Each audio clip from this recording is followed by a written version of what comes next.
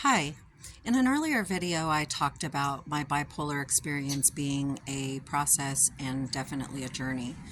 Um, my beginning experience of learning that I had bipolar disorder, I was given a workbook by a therapist in a rural community in Illinois, and as I went through the workbook, I saw very many similarities in myself um, and what they were describing in the book, and the symptoms and what kinds of things to look for and how to get help.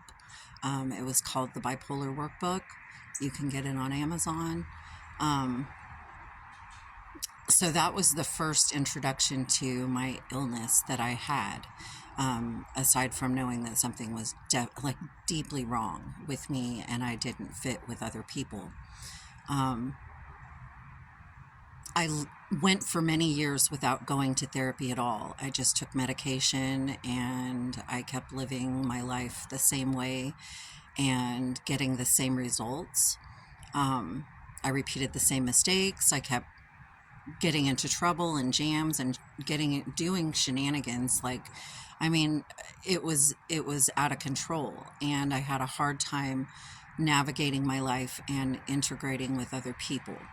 So I started seeing a therapist named Edward in Lakeport, California, and he and we worked together once a week for 3 years. And I learned a lot from him. I learned about, I started explaining to him that I felt like a child inside a grown-up body. And he talked a lot about the trauma that I had experienced as a child and the effects of that. And I won't get too much into that right now, but what I can tell you is that I started a journey of looking at the past hurts that I had had, or the areas where I felt that caused me trouble still today. And I started to be kind to that little child. He taught me that I could give myself all of the things that my parents never gave me, or I could nurture myself, and I could give myself things that soothe me and comfort me in times of agitation and stress. So, I do things like drink hot cocoa. That calms me right down, and I feel comforted and I feel safe and warm. And I also have other things. I do Reiki, which helps to clear out the energy that's negative in my body and helps me to turn it into something positive that helps me.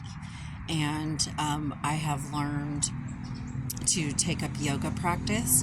I do yin yoga mostly daily, and it helps me to also free up repressed emotions that I have.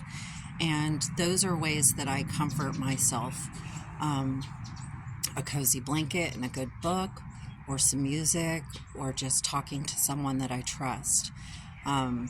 Those are all ways that I take care of my inner child.